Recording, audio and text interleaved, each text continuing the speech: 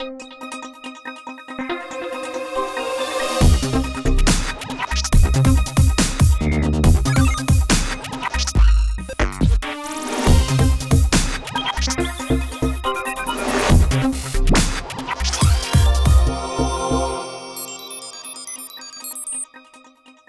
in the TrainMasters.TV studio today with Ed Wilson from NCE. Ed, thanks for coming out today. Thanks. And we're going to give you a quick look at how to get started in DCC. If you're unfamiliar with digital command control, this should help, I guess, get people started, right? Yes, absolutely. Yep. So when you meet people at shows, what are some of the reservations or concerns they have about making the switch from standard DC to DCC? A lot of times they get concerned. They hear the words DCC and they think, you know, complexity with computers and wiring and things like that. And actually, it's the exact opposite. Now, you've often said that it takes very little time to set up and get going, isn't it? Isn't Correct. That right? Yeah, most people can have a Powercab set up in 5 to 10 minutes. And that's what we're going to do today, right? Absolutely. We're not going to put a stopwatch on you, but no. Let's see. You've brought along a nice white box here. Let's see what's inside. Okay. So this is your magic white box, and we're going to see what's inside. So this is the way you should get it. This is one that's already been opened, but you should have a little piece of paper in here, and it's going to have a little bit of an inventory sheet on it, and it's going to have a contact phone number in case something is missing. But normally the boxes come sealed if it's brand new, and it's going to have that little piece of paper. So you're going to have your manual. Now the manual looks pretty thick, but it actually, there's an easy get start guide in there, isn't there? Correct. Correct. There's really not much to it. There's a couple of pages right up front. See, there's your quick start, and you've got basically 1, 2, 3, 4 pages, but the majority of it is, you know, right here in the first couple of pages, and there's really not much to it. Okay, and we're going to show basically what they'd learn reading through that. We're going to show how to get going. Correct. And if they ever get confused, there's a little diagram here. This is kind of what we're going to be doing here. Perfect. All right. Okay, so we've got the manual. Right. What else comes? All right. So what you've got here is you've got your standard Powercab. So we're just going to set this off to the side for now. Okay. And then this is your power supply that plugs into the wall. You've got your Powercab panel. That would go on the front of your layout so you can plug in. Correct. Right. And then you've got your 2-pin plug. This is important. Don't want to lose track of that. And this is the flat cable. Okay. Okay. Now this also comes with a coiled cable, but we're not going to really cover that now. This is something that you would use on a larger layout. Okay. Okay. For instance, if you went to the club or something of that nature, and they had a bigger NCE system, right, where you were going to take your Powercab over to a friend's layout, and he had an NCE system, then you'd use the coiled cable. Correct. But today we're just going to leave that aside. Right. Because what we're doing is a basic setup to get you running. Correct. Correct. Okay. All right. So I'm going to just set this off to the side here. I'll take it and put it over here. All right. So again, in the box, this is what you're going to get. We're not even going to use the manual. We're going to set that off to the side here. Okay. All right. So again, you've got your panel, you've got your 2-pin plug, you've got your power supply, and you've got your Powercab. Now, looks like a bunch of wires. It's really not that complicated. So here's what you're going to do. This is a standard DC wall transformer, okay?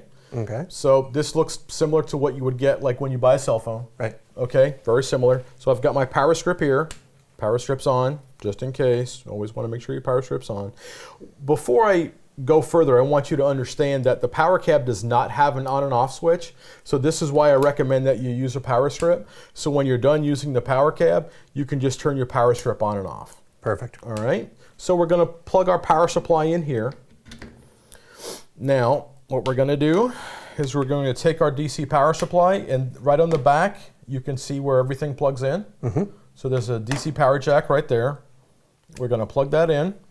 And it's pretty obvious which one it is, too. Right, it's the only round thing on the back. Correct. So. Yep. There's really not a whole lot of options here. There's really no way you can mess that up. It's going to go in right where it needs to. Okay. Okay. So right now the panel has power, but that's all we have connected.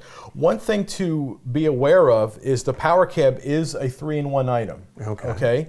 So in DCC terms, what that means is that it's a cab, it's a command station, and it's a booster. Okay. What are the 3 different things? So the cab is what you're going to basically just control your train with, the buttons and the display. Right. Okay. The command station is the brain.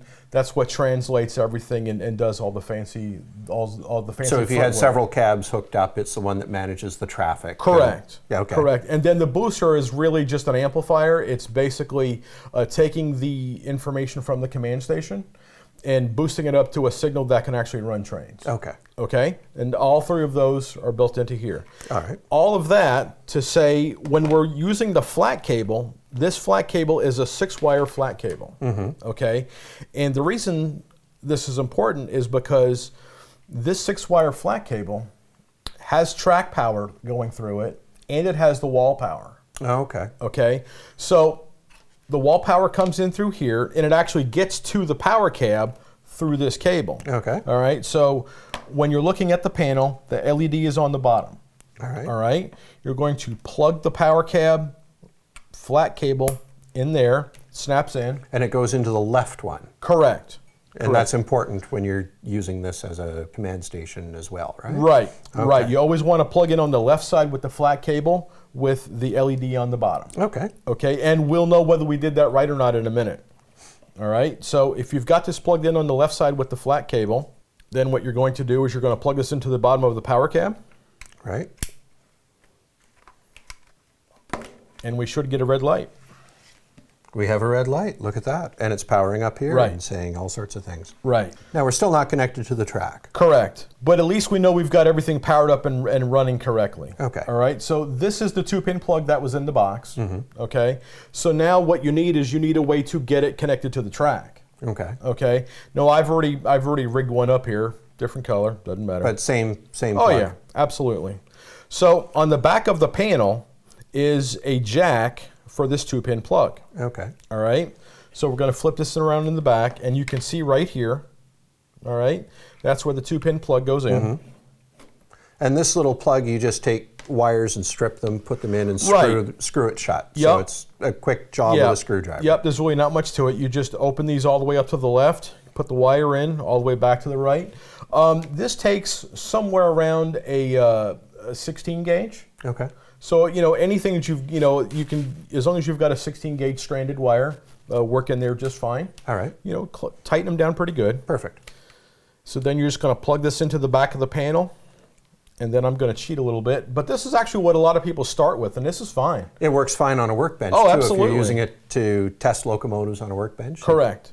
Correct. So now we're just going to put some power to the track and see if we can get our locomotive to run. I guess for a lot of people who already have a layout that's, maybe they've got a small layout that works on DC, they'll already have all that wired. And if they're using block switches even, you can just set everything to one cab and put the DCC onto that one cab. Correct. It is just as simple as 2 wires. So if you've already got multi-cab control or some sort of block wiring, Yeah. again, what you just said is correct. Yeah. What you're going to do is you're going to set it to a single cab. And then remove your old DC power pack from that cab. Let's say it's throttle 1 or throttle 2, whatever it is. Right. Replace it with this. Correct. Okay. Correct. So now we've got everything hooked up. We've got power to the track. So right now we should be able to run that locomotive.